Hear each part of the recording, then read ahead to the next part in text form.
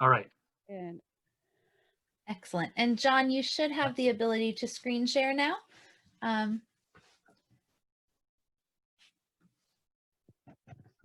Great. All right. And while we work through the logistics of that, let me welcome everybody and thank you for joining us on our last Thursday night nature talk of the season. I'm Harry Vogel, the Senior Biologist and Director of the Loon Preservation Committee. And it's my pleasure this evening to introduce John Rockwood, an outstanding loon photographer and videographer and valued LPC volunteer for many years. John has been LPC's eyes and ears on Massabesic Lake in southern New Hampshire since the mid-2000s. He's been taking photographs for many years, and that culminated in the Adventures with Great Nut book, which we are happy to carry in our shop here at the Loon Center and on our online store. And more recently, John has been shooting video of loons as well. And I'm looking forward, as I do every year, to seeing his presentation. And after John's presentation, I'm going to talk about LPC's work for the loons this year. But now I will turn it over to John.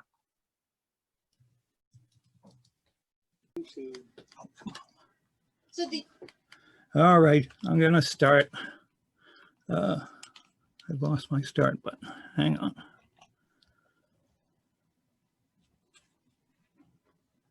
Okay. It's a 30-second delay, so your share will start. Okay. Number of mornings I go out and I find it's quite foggy out. I can hear the loons in the distance, and eventually I can see them coming to understand who's out there visiting them. This is one of our pairs. This I call the male Pa and the male Ma. I've known the male for over 13 years and he recognizes my voice when I talk to him. His mate, the first couple of years tried to attack me first thing every season until he explained to her literally that I was a friend. At this point, they're swapping positions on the nest. The female is on the nest at the moment. I'm not quite sure why she decided to rearrange the nest before he took over.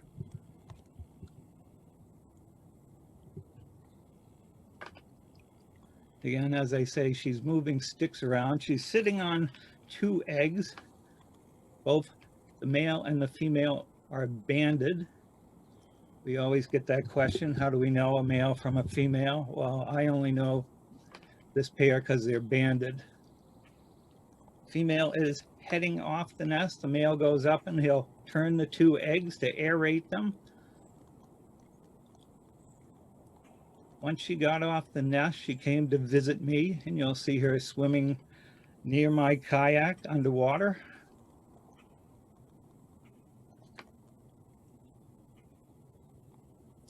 And here she is, as I say. This is a reservoir, so there's no swimming in the reservoir. So I have to kind of guess where she is with the underwater camera.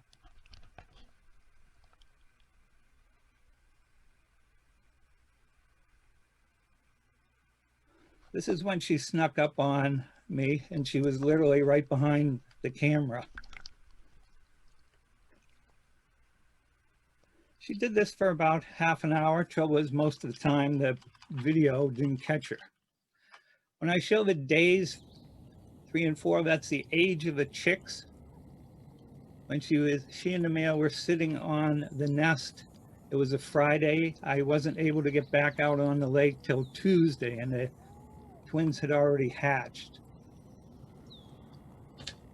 The twins tend to be born or hatched a day apart, so one is always slightly larger than the other. And I'll tell you up front, I tend to name the birds on the lake. So the older one I named Hoot, and the younger one I named Squeak. Again, it depends what they're doing when I first see them. This is Squeak climbing up on the father's back, pa's back. She tended to like to ride her father's back quite often.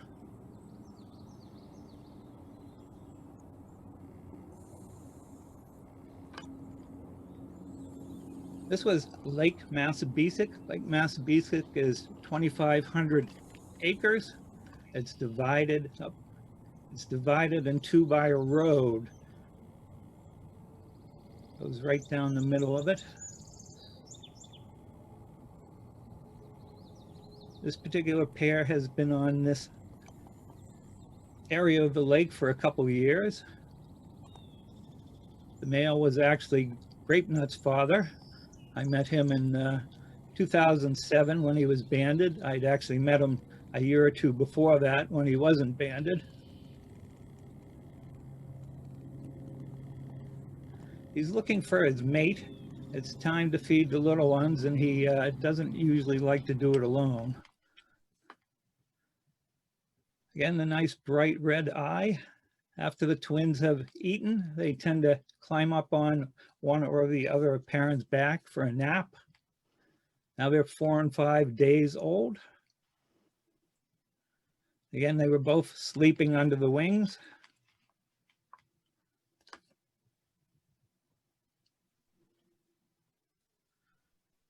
For the first week or so, the little ones will eat, swim around for a little while, and nap most of the day.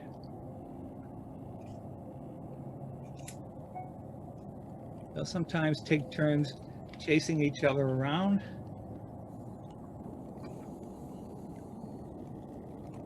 This is the male again. He's probably listening to the airplanes or jets taking off. There were a number of airplanes that I tend to be out on the lake right at sunrise till around 9 o'clock.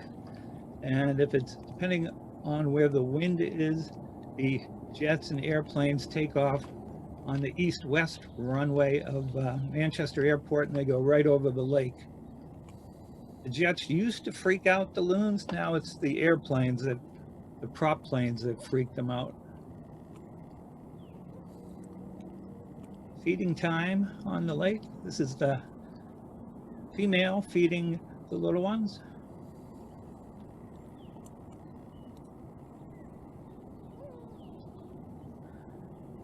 Now, my only problem with this setup is I can't hear when my program is making noise.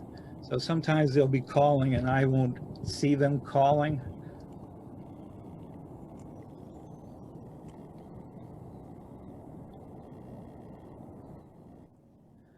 Now on some lakes, the older chick will get fed first and fed until he is full.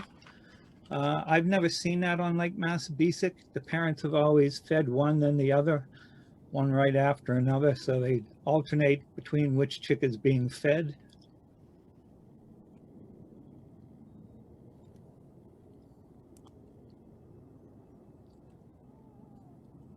Nice green head on the adults. You catch just the right light and you can see the iridescent green on its head and neck.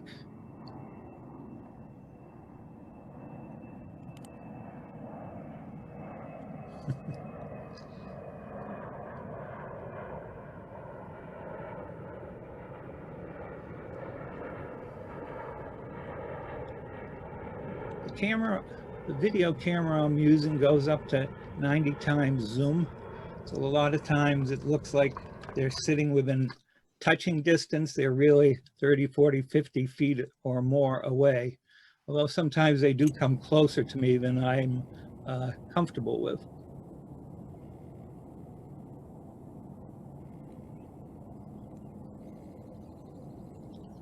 This is the female, judging by the bands on her leg. She's waiting for the male to come take his turn. The little ones are getting a little impatient, so it must be feeding time again.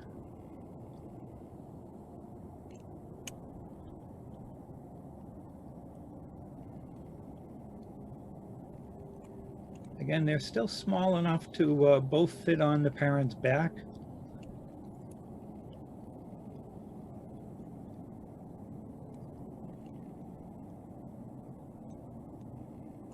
Usually it's the male's back. Quite often the female only lets one on at a time. The male is quite amenable to allowing both on his back.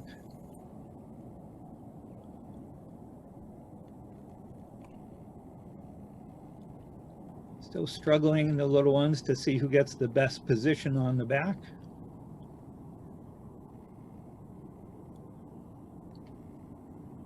Lake Massabesic has 8 territories. This year we only had the one pair that hatched any little ones.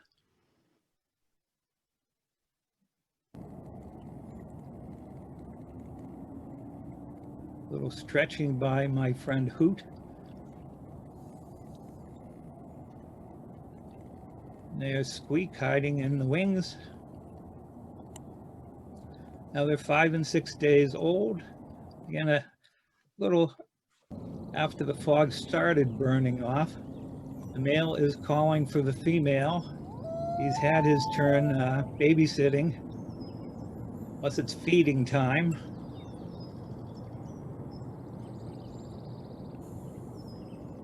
Getting a little foggy that morning.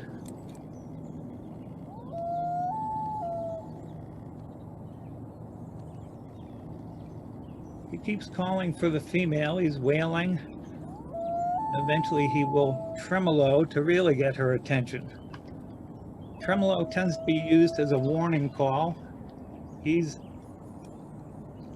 using it more to get her attention.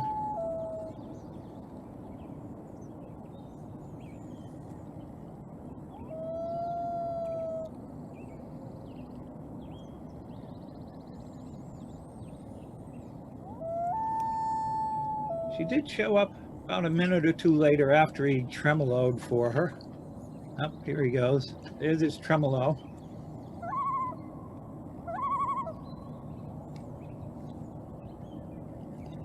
Now, this is the first time I've done a show where I can't hear the sound on my own show. Again, here they are, both taking turns feeding the little ones. The male's got him on his back again. After they eat, they tended to snooze for an hour or so. Sometimes the male would snooze with them.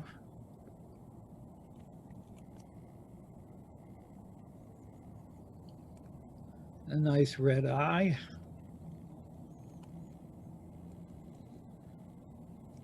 Day 7 and 8. They're starting to get a little bigger, a little harder for 2 to fit on the back at once. Again, this is the male. He seems to have most of the babysitting duty. Here's the 2 fighting over the position on the back. And here comes Ma for a little feeding time.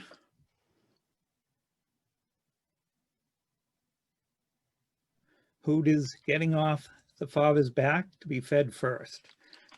Now they're 11 and 12 days old. The parents tend to leave them alone a little longer, and all the adults on that particular half of the lake are now getting together in the mornings. This was the first morning they got together, so they're still trying to show that they're not intimidated by the other males or females. This is the female. Oh, excuse me, this is the male. He's, again, yodeling. It was a low-flying plane that he did not like.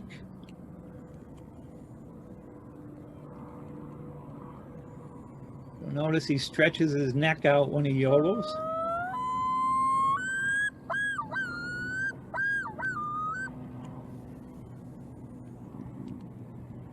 Only the females cannot, I should say, only the males can yodel, the females tremolo. But the males can also tremolo. I still haven't found any physical reason why the females couldn't yodel.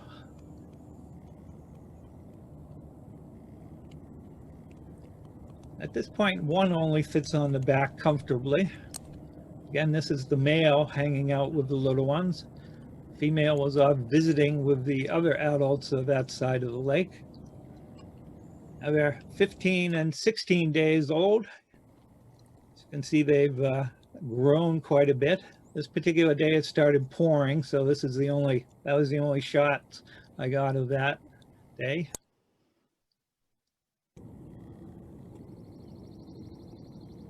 Again, much bigger. They grow quite fast the first couple weeks, and they're nice down.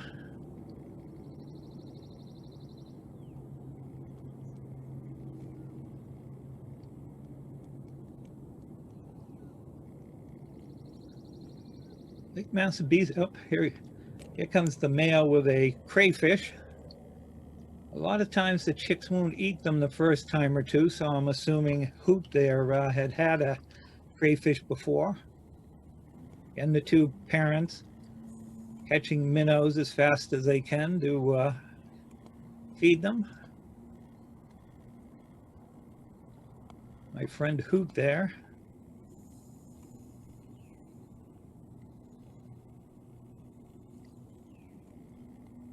Again, they try and evenly feed them.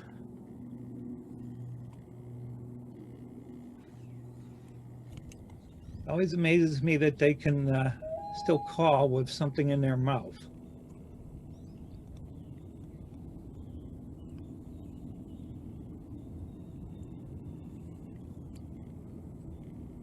Yep, a little bump on the forehead. He was upset about something.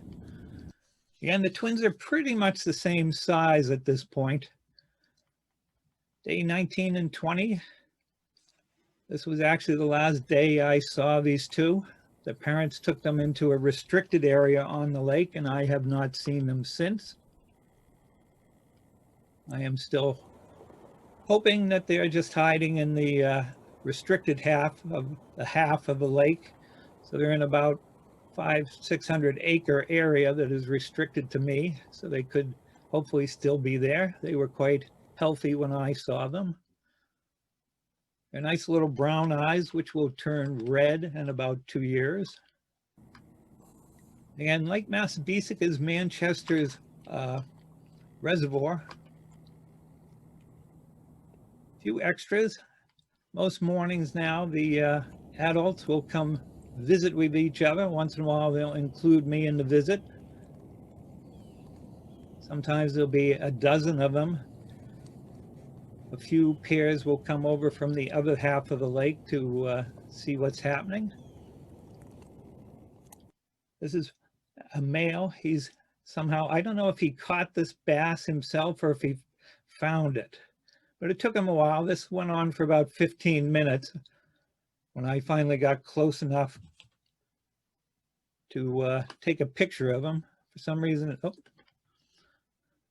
this is his mate coming to see if he really can't swallow it. She'll be happy to help him and take it off his hands. Again, they swallow the fish whole. Always amazes me something that large can go down the gullet. Oh. This is a different lake. This is a couple years ago. I was out one morning looking for this pair and their little one, and I found an eagle or two at the north end of Pawtuckaway Lake in Raymond and Northwood. And what happened while I was putting batteries in my cameras, they came right over. They don't like eagles, and they know the eagle won't come anywhere near me. So to protect their little one, they would come over and sit next to my kayak. The little one's not quite sure what to make of me. This particular pair of adults I've seen and dealt with for about, excuse me, for about 8 years. So they know my voice, they know my kayak. They know it's safe to come sit next to me. Again, I do not chase these birds. I'm sitting there and they come right over, again, to protect the little one from the eagles. At this point, they'd been with me for about half an hour. The eagle finally gave up and went back down to the south end of the lake. The little one's not quite sure what to do, whether to go back to sleep. The parents did leave me at that point and go off on their own. This is another morning coffee get-together with, there are, I believe, 8 or 9 at this point, and we ended up with a few more. At this point, an eagle is about to fly over. Again, I can't hear the sound, but I know they're all, yep, okay. The eagle's flying over and they're freaking out. They're all tremoloing. I've never heard this many loons tremolo at once before.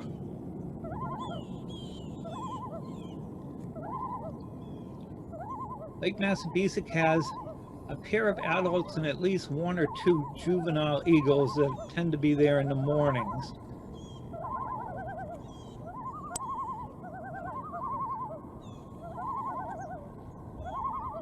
Again, these are all adults, only one of which would have had chicks.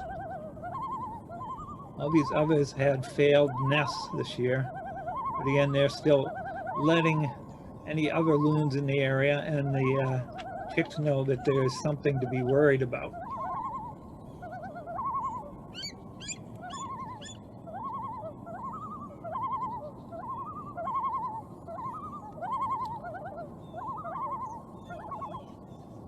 This is another morning, a slightly larger group. Now the coffee break is ending, which was good for me because the wind was starting to pick up. So now the ones going back to different territories on the lake. There are 8 territories on the 2 halves of Lake Massabesic. A number of these had flown in for the morning get-together from the other side of the lake.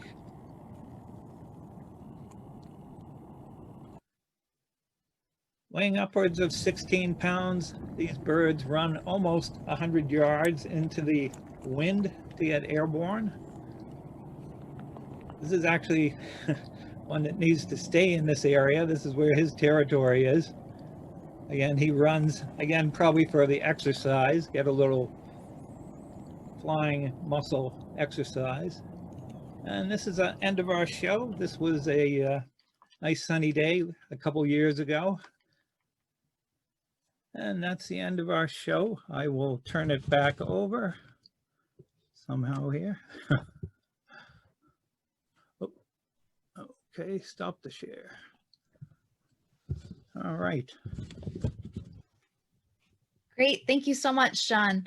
And we have some really complimentary comments in the chat. People are saying your talk was fantastic and amazing.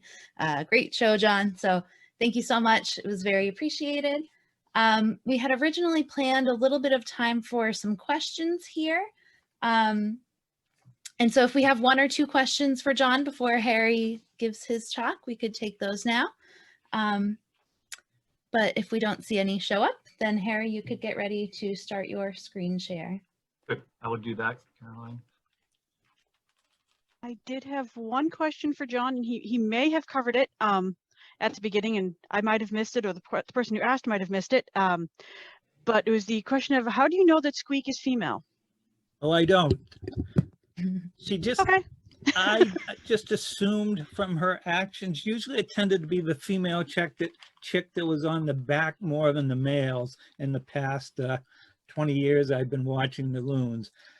Trouble is, I don't pick them up, so I can't really tell who's who. And until they're old enough to yodel or not yodel, again, I'm just guessing at that point. All right. And that was all I had. The other question you actually answered in the middle of your talk, so I think we're good to go.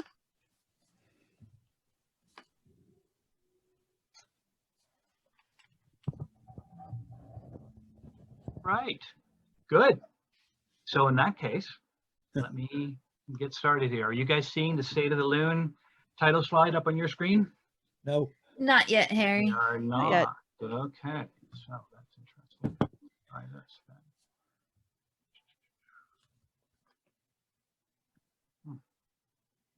Okay.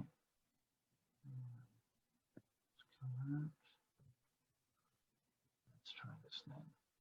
Share screen. How about that? There we go. There we go. Good. We'll get there eventually. All right. And good. All right. So thank you, John. That was great as always. And And now I'd like to take a little bit of time and talk about LPC's work this summer to help loons cope with some of the challenges that they are facing, and also present some preliminary results to give a sense of what kind of a year it was for loons this year.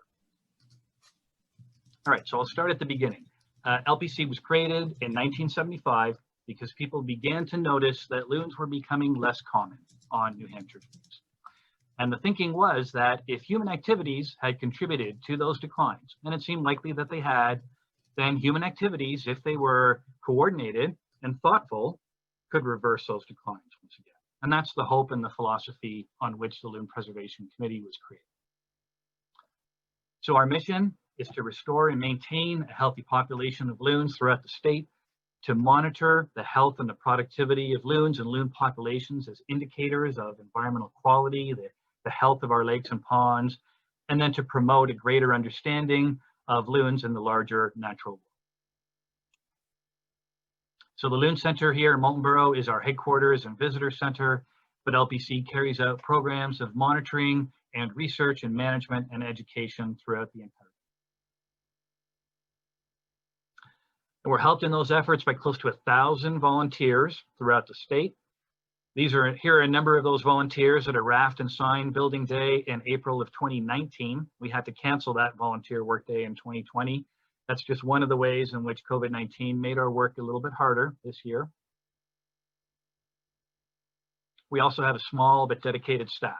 And every year we hire a number of seasonal field biologists. So this is our lineup for 2020. Appropriately socially distanced. And together our members and our volunteers and our staff do several things. And the first thing that we do is count loons. And counting loons gives us our first indication of problems with our loon population. And it's also the ultimate measure of our success in recovering our loon population. So we have been monitoring loons since 1975. In that span of years, we've actually created the longest running and the most comprehensive database on loon populations and productivity that exists anywhere in the world right here in New Hampshire. So here is Emily Zubeda, who is our conservation intern this year, looking for loons on 2nd Connecticut Lake. And this year, LPC volunteers and staff monitored a record 375 lakes. So not all of those lakes have loons on them, but all of them have the potential to have loons. We hope that more of them will have loons in the future. And we deal with that large number of lakes by carving the state up into these different monitoring regions. And we assign a biologist to each of those regions. And then we have one biologist each on our three largest lakes. So Winnipesaukee and Swan. And for the past number of years now, we've worked with the Umbagog National Wildlife Refuge to have one of their biologists monitor loons on Umbagog and report back to us. And it's one thing to say that our loon populations are increasing or they're decreasing. We also want to know what are the factors that are contributing to those changes. And so we do research of various kinds. And banding loons is one of those research activities. And we band loons because despite their popularity, there is still an awful lot that we don't know about these birds. So even some basic aspects of loon biology are still poorly understood or based on very limited sample size. So every loon that we band gets an individual combination of bands. So only one loon anywhere in New Hampshire, anywhere in North America for that matter, is going to have, say, a silver over orange band on the right leg and a red dot over a blue stripe on the left leg. And once we see that bird in future years, we can begin to follow that bird over its entire life history. So here are Elena Batters, who is our at-large field biologist, and our senior biologist, John Cooley, on Webster Lake. This picture was actually taken last year, again, 2019, but very similar scenes were played out in New Hampshire here in 2020, just wearing masks. And this year so far, we spent 12 nights banding. We banded 16 loons. So here's Griffin Archambault, who is our Monadnock region biologist, banding on Connor Pond this summer. As long as we have a loon in the hand, we take a small sample of blood. We test that blood for lead, for other contaminants, for stress indicating hormones. We look for blood parasites. We can do genetics work on that blood as well. So we can learn an awful lot about the health of that bird just by taking that small sample of blood. We also clip a couple of feathers. We can test those feathers for mercury. In the past, we've tested them for cyanobacteria toxins. We can do genetics work in the feathers as well. So there's nothing quite like holding a little loon chick in your lap. This is Alyssa Newhouse, our Winnipesaukee biologist on Greens Basin of Winnipesaukee this summer. So this chick is too small to band. We're not going to take blood samples. We won't take any feathers from this chick either. But when we capture the adults, we hold the chicks for safekeeping and to keep that family unit together. We also collect inviable loon eggs from failed nests. So here is the gloved hand of Olivia Fortuna, who is our seacoast biologist, collecting an egg on Upper Suncook Lake this summer. This is one of 88 eggs we collected from failed nests in 2020, and we will test some of those eggs for mercury and some for a wide range of other contaminants.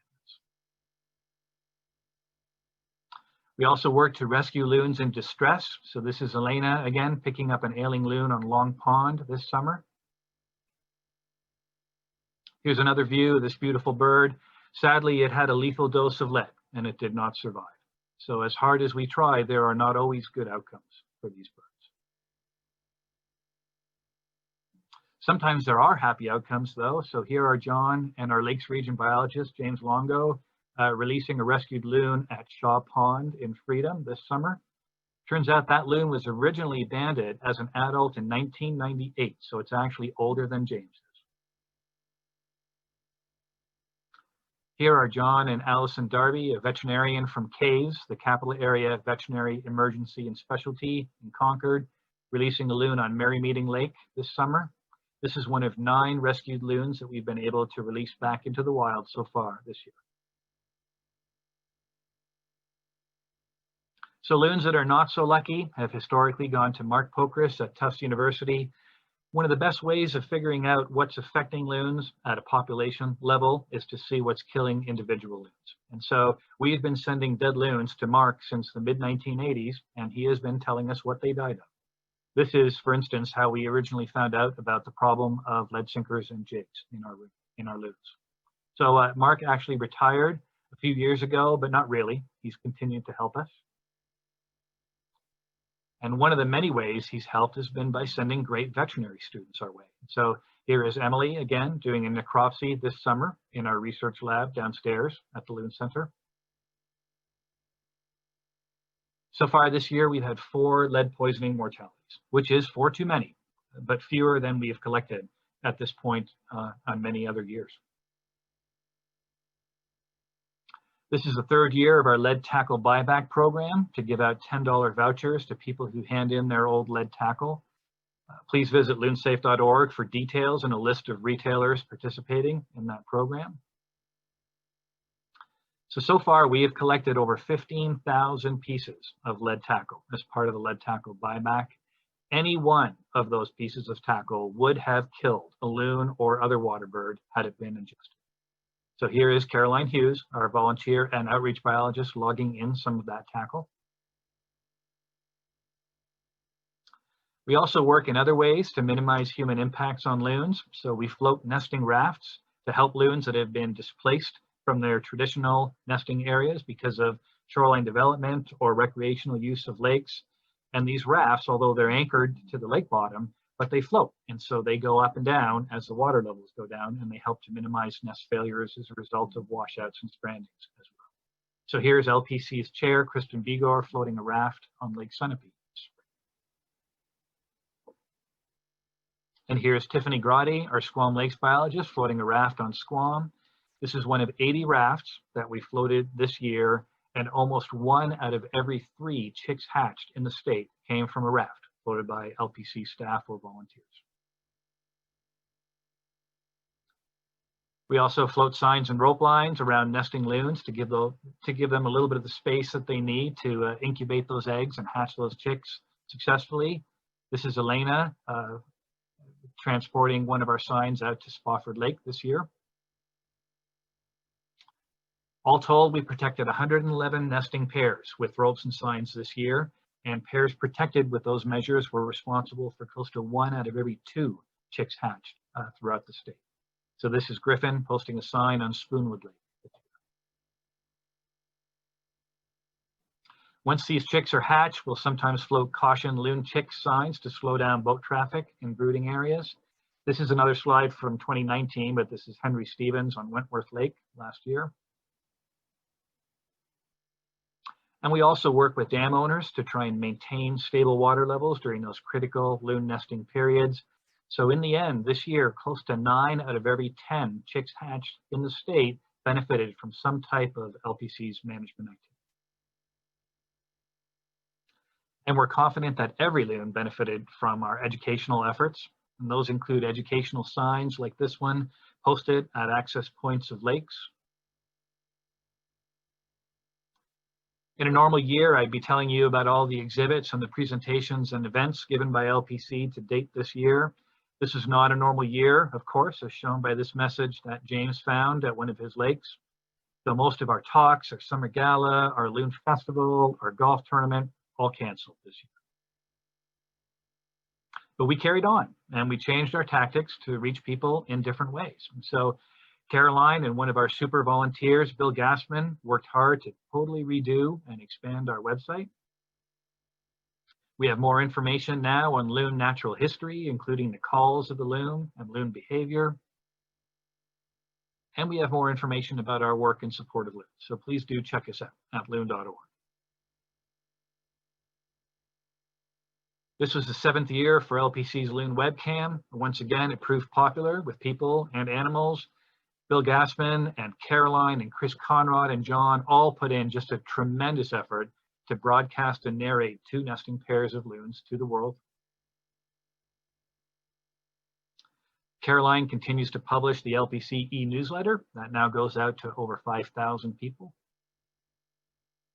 She also updates our Facebook page. We're at 5,300 followers and growing. Chris Conrad brings his unique style and his wisdom and insights on loons to our Twitter account. That has grown to over 480 followers.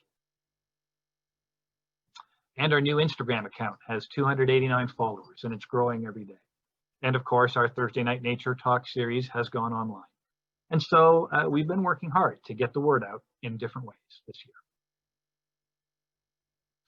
Our Loon Census is our annual effort to get as many people as we can out on the lakes counting loons from 8 to 9 a.m. on the 3rd Saturday of every July. That's pretty much a solitary endeavor, so that went ahead. Here's census volunteer Alan Howe counting loons on May Pond this July 18th.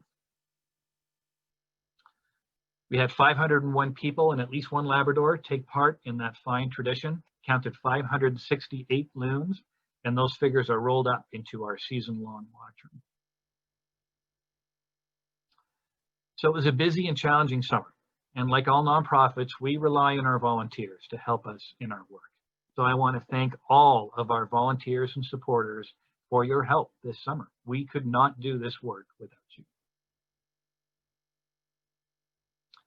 And soon enough, it was time to pull in our rafts and signs off the water again to wait for another spring and another loon breeding season. And then it was time to take all that data that we collected over the course of the summer and enter it into LPC's database. And that's not exciting work, but it is important. And this year we entered a 45th year of data on loons and our work to preserve them. And here are the results of all of those efforts. And so the good news is that in 2020, we had more than 5 times the number of paired adult loons as we had when we began our work in 1975. And a paired loon is just a loon that pairs up with another loon, defends an area against intruding loons, and that has at least the potential to breed and to contribute to that next generation. So we continued our upward climb. We set a new record actually of over 320 loon pairs. And only a proportion of those pairs breed. And so the number of nesting adults, and that's that black line, was actually down a little bit from last year, but the chicks hatched and the chicks survived were both up a little bit from last year. So as nice as it is to see that paired adults, that red line, continue to increase, I'm also struck by the fact that we still have a ways to go before we reach what we think of as historical levels of loons in New Hampshire, and what we still think of as a current carrying capacity for loons in the state.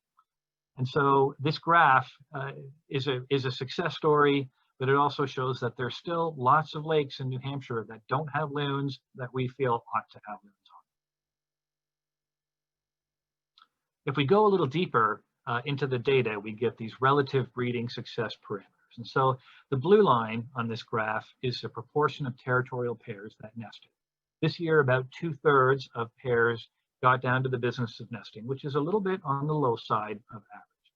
The red line is hatching success. So this year we are above 0.9 chicks hatched per nesting pair. That's higher than last year. It's about on par for the past 10 years, the average, but it's below the halcyon years of the 80s and the early 2000s. And the green line is chick survival. So once a chick hatched, it had about a 75% chance of surviving to this point this year, and that's about the same as last year. So if we put all of those trends together, we get this blue line, chicks surviving per territorial pair. And the red line on this graph is 0.48 chicks surviving per territorial pair. That's the number that we know from LPC's research and from the research of other organizations. We know that we need to hit that line as often as not to maintain a stable loon population here in New Hampshire. And of course, we want to do more than just maintain. We want to continue the recovery, continue the growth of that loon population. So in 2020, we were just below that line, but we have been at or above it in 6 out of the past 10 years. So this is an important graph because the periods of the strongest recent growth in our loon population, we can trace those back to the spans of years where we spent a good number of years well above that line. And more recently, as you can see, it's been harder to stay above that line.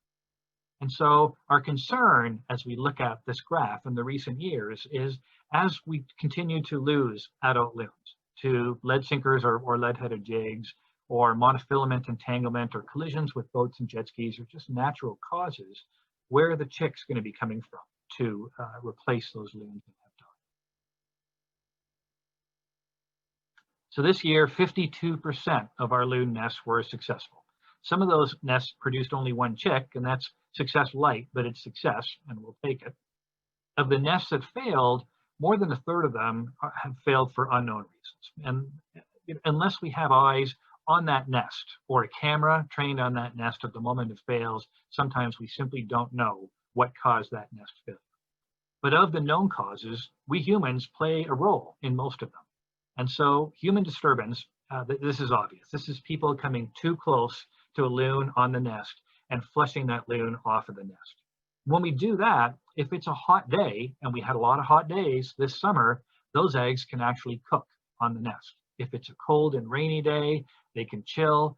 Either way, they can be, there's an open nest there with eggs, and it's an easy mark for any predator that happens to be working its way along the shoreline or flying overhead looking for an easy meal. And many predations may have an additional human component as well, because populations of egg predators like raccoons and gulls have benefited from their association with people. So the ready access to human food and to human garbage means that populations of these predators have thrived. They have increased their populations to unnaturally high levels, and then they in turn put pressure on some of our native species. And of course, many lakes are impounded. They have dams on them, and we humans love to pave things. And so we bear some responsibility for those flooding and stranding events as well. And as we were talking about earlier, this has been a busy year for boats, including these new wake boats that can send up a big wake that can sometimes flood a nest and even has the potential of washing an egg right out of the nest. So a lot of things contribute to loon breeding success or failure, and those issues can be different in different regions. So for a while now, we have been concerned about high levels of contaminants in loons on Swan and on other lakes. But Swan actually had a good year this year, and that's very gratifying because we've been working for almost 15 years to understand and reverse the declines of loons on Swan Lake through our Swan Lake Loon Initiative. There were lots of boats on our lakes this year, and that's a statewide phenomenon, and it was a hot year. So temperate regions of our state, the North Country and the Sunapee region and the Monadnock Highlands, loons in those regions did pretty well, but loons in the Seacoast region did poorly. And temperatures in Concord were actually 5 degrees above the long-term average this year. And that's closer to average temperatures in southern Massachusetts. So the benefit of having a long-term data set is that we have a lot of data on loon nests and how they fare in warm years and in cool years, in wet years and in dry years, in years with storm events and heat waves.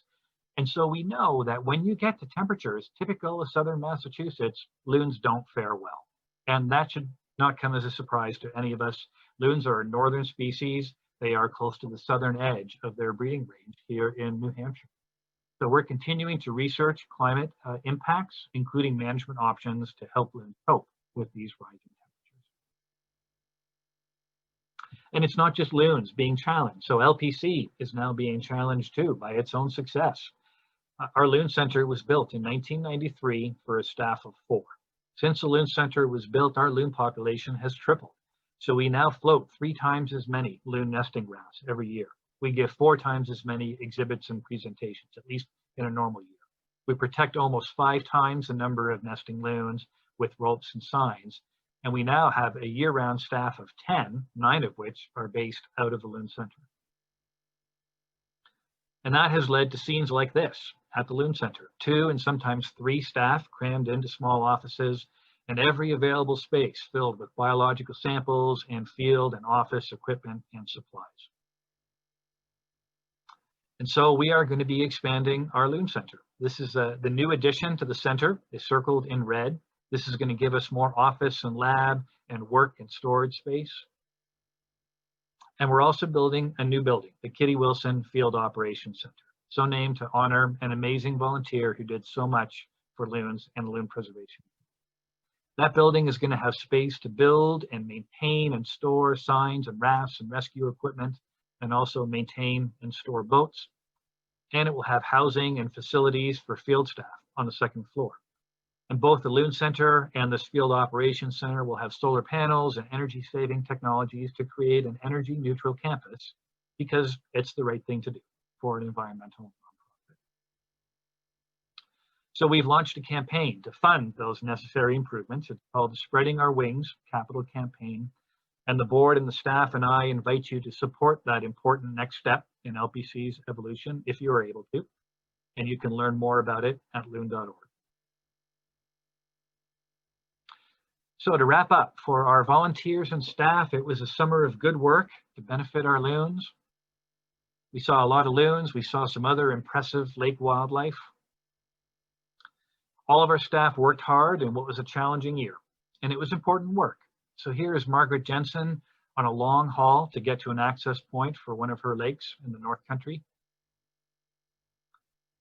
James had a different solution. He was faced with a ruined road and a 3-mile walk to one of his lakes. So he deflated the Loon Center's inflatable loon, walked it in, and then blew it up at the lake. And he used that with his kayak paddles to do his survey. I am just sorry no one got a picture of that survey.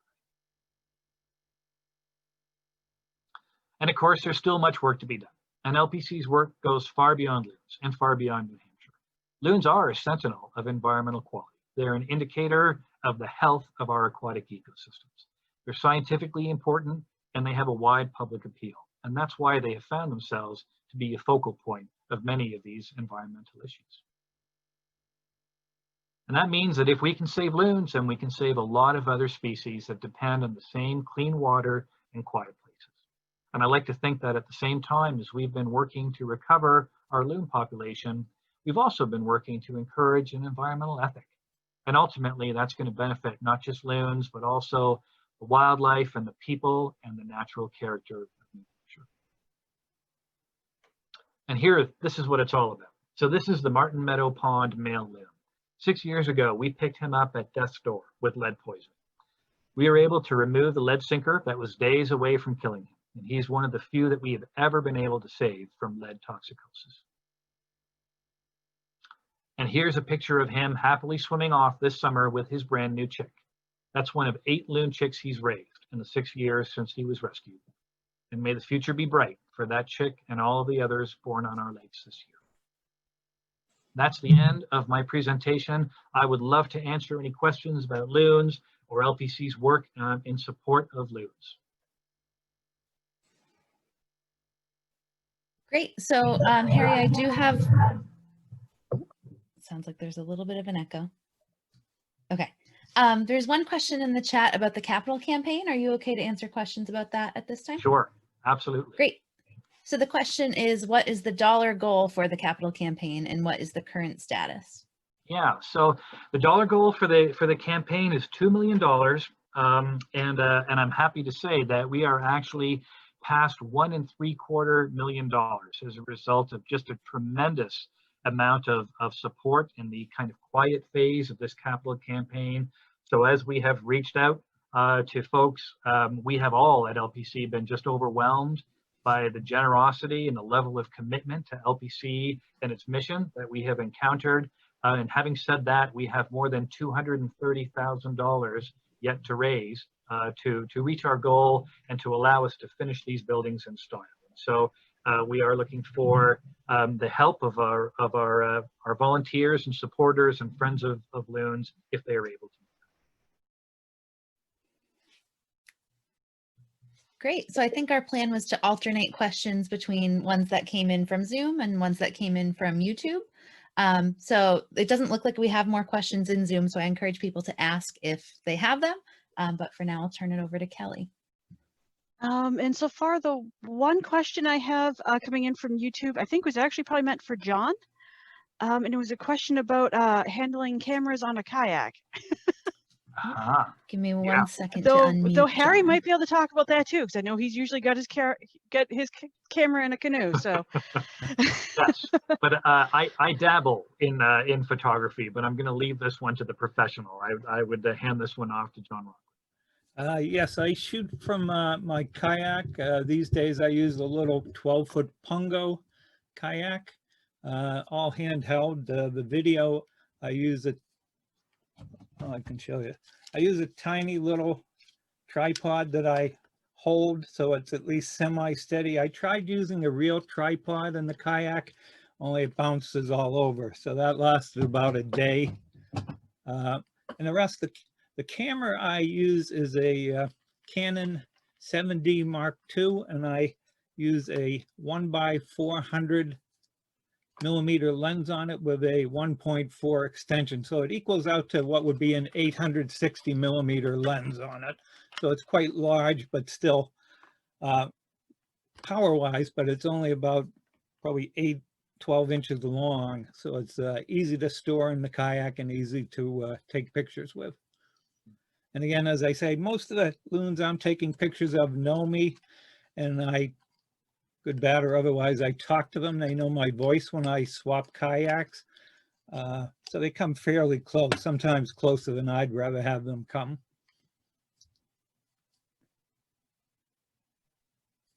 Great. We had a question in the chat earlier that I sort of answered in text, but I think it's about a phenomenon that's cool enough that it would be great if, Harry, you could talk a little bit more about it. So I'm hoping you can describe the circle dance and the penguin dance that loons do when they're together in groups. Yeah. So interesting, you know, and the amazing thing about watching these birds is the behaviors that you get to see. And so the circle dance, you know, often what will happen if 3 or more loons are getting together is they'll kind of line up nose to tail and they'll just swim in a slow circle. It's almost like circling the wagons. Sometimes there's kind of synchronous bill dipping that happens with that. Sometimes some hooting and some calling as well. And we used to always think, oh, well, how nice. You know, the loons are getting together for a coffee clutch and you know, there's a little bit of socializing happening. The interesting thing is that often, certainly if you have 3 loons, often it's an intruding loon and it's both members of the pair that may come out to greet it.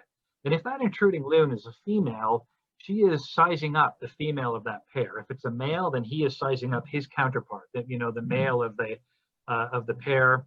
And what they're looking for is any sign of weakness or slowness, age or infirmity, any kind of injury or lack of energy that may indicate that the bird is susceptible to being kicked out of its territory, because it's all about taking over this territory for your own and having the ability to breed and go ahead and again contribute to that next generation. And so And sometimes these circle dances eventually will break up, and you will see running across the water. You may see these penguin dances where they're actually wings are outstretched and they're almost treading water on the surface of the lake. And this is typically this is one of the members of the resident pair telling this interloper that if you're looking for a loon that's sick or old, or if you're looking for a territory to take over, keep looking, because I have got all sorts of energy. You do not want to tangle with me. Go to the next territory over and try and find yourself an easy mark there.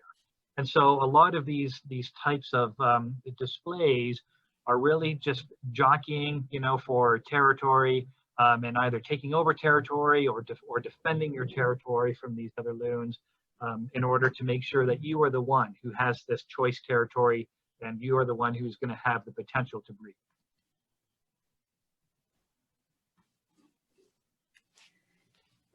Great. Kelly, do you have any other questions from YouTube? Yeah, I've got one that either hasn't already been covered or that wasn't easy enough to answer in the chat, and that is, do you use DNA to do genealogical studies on the loons? Yeah. So this is another just fascinating area, and turns out that loons are challenging genetically, because even though there's loons are widespread throughout North America. So at least in Canada, you have them from the East Coast all the way to the West Coast. There's some significant differences in those loons. And so a loon in Michigan or Wisconsin is only going to be about a half to 2/3 the size of our large loons here in the Northeast. You would suspect that there would be some really significant genetic differences, but it turns out that loons as a species are pretty uniform in their genetics, which is actually not good news, because it may indicate that at some point in their history, loons went through kind of a genetic bottleneck.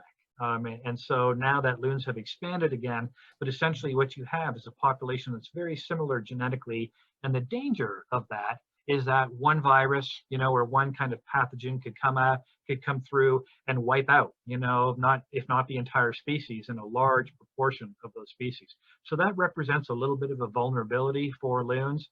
And for that reason, and for other reasons as well, we've been very interested in looking at the genetics of these birds and trying to identify small changes in those genetic patterns where you can look at or substantiate the difference between a loon from the Midwest and a loon from the Northeast. And through diligent working on that, we have some geneticists that have made some progress on that.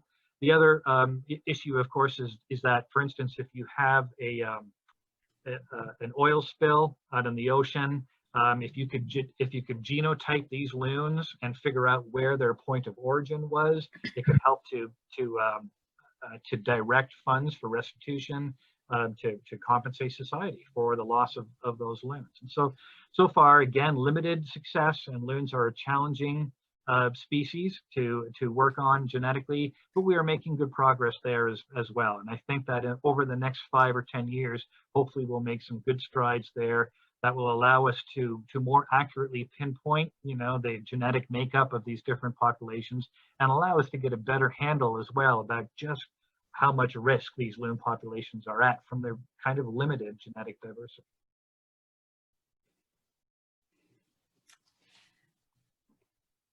And Harry, there's a question in the Zoom chat about proper behavior around loons. So can you talk a little bit about good etiquette and how far you should stay away and things of that nature? Yeah, absolutely. So yes, and Caroline, this is such a good point. So, you know, I often say that it's a full-time job for 2 loons to raise 2 loon chicks over the course of the summer. And often, you know, because there is this, as John was saying, one chick typically hatches about a day ahead of the second chick. So there's a dominance hierarchy in those chicks. And it's interesting that John was saying that he hadn't seen much evidence of this, because in other places, and I certainly have seen as well, that, you know, the parents will come up with a chick. They don't necessarily play favorites. You know, they will simply feed the first chick that comes to them. But often it's that dominant chick that makes sure it's the first one that gets there. And once that chick has had its fill, then that second, you know, the submissive chick gets fed. And the consequence, you know, of loons being on a lake perhaps without enough fish, or on a lake with plenty of fish, but they're spending too much time paying attention to people who are getting too close to that loon pair and not enough time foraging for fish and protecting those chicks and feeding those chicks, is that sometimes that second chick is not going to get fed. And in that case, what we see is a larger and larger discrepancy between that first chick that is growing well in leaps and bounds and that second chick that just doesn't seem to be thriving. And eventually it just sadly just kind of disappears. And so, you know, these are the reasons why I say the only way really to get close to a pair of loons on a lake is with a good pair of binoculars, right? The only way to take a picture of them is like John does with that long telephoto lens. And so, you know, I have heard though from people who will say, well, you know what, the loons came right up, you know, beside my kayak. And what do I do, you know, in that case? Should I frantically paddle backwards? And as we saw in John's picture as well, you know, if it's the loon's choice to come to you, then by all means enjoy. But what we don't want to be doing is chasing loons around. And often, if you are trying to get in just a little bit closer to that pair of loons, you know, to share in an intimate moment in the life of loons, they will let you know through subtle signs that you're too close. And the first thing that they'll do is stop doing what they were doing. You know, and of course, that's the reason why we wanted to observe them in the first place, to get that, you know, look at a normal life of a loon. But they will stop doing what they're doing. They may begin to concentrate on you as a potential predator coming close to that loon family, or they may just turn and begin to swim away. You know, and so unfortunately, I have seen people when that happens, you know, what do? Well, they paddle a little bit harder, you know, to try and get up to that loon pair again. And that's exactly the type of behavior that we try to dissuade. So, you know, the important thing, if I can leave folks with only two messages for loons, one is clean out those tackle boxes and get rid of that lead fishing tackle. And the other is give these loons some space, and especially loons that are on a nest or loons with chicks. If we could do just those two things, loons would be all right in New Hampshire, at least for the foreseeable, you know, future. So that is really the key to maintaining a viable and a growing loon population through New Hampshire. Kelly, did you have any additional questions from YouTube? No, so far, nothing else. All right, I've got one final one. It looks like we're close to time, so maybe we can wrap up with this one, Harry. But there's a request for you to comment on banding loons on Swan Lake or on implants to track migration. Yeah. So, you know, so we have banded a fair proportion of the loons on Swan Lake. Overall, in New Hampshire, our goal is not to band every single, you know, pair of loons in the state, because frankly, we don't need to. So if we band a certain proportion of our loons, we can extrapolate from that to look at population-wide loons here in New Hampshire, and the information that we get from that small sample is really kind of representative from this larger sample as a whole. So that holds true for banding in general. It also holds true for our work on Swan Lake, because Swan Lake is really our kind of an intensive study site for our loons in New Hampshire. So we have gone to some lengths to band a larger proportion of loons on Swan Lake, and we have mounted, again, in part because loons suffered these dramatic declines in both the survival of adult loons and breeding success of these loons in 2004 and 2005, and for several years after that as well. And so we really have made an effort to intensify the research and the monitoring and the management and the education around Swan Lake, understand and traverse those declines. And the wonderful thing about doing that is that the information that we have gained from looking at the population dynamics and some of the issues affecting loons on Swan, we can relate that and learn more about that statewide loon population as well. So it's a microcosm of the state, and the information that we're gaining is going to help loons statewide. Great. So I think maybe that's probably, I mean, it's 8:14. We should probably end it there. I will say to everybody, thank you, for tuning in to both the business portion of this annual meeting. Thanks to John Rockwood for those amazing slides and video of loons. And thank you for listening to our work that we are doing here to try and keep these loons common. We appreciate your help and support. As I said earlier, we could not do this without you. Please, everybody, keep on enjoying your loons. Be safe. Very soon, we'll be back for another loon breeding season and hopefully another good season as well. So thank you all for tuning in. Thanks for your support. And hopefully we will talk with each other soon. Thank you, Harry.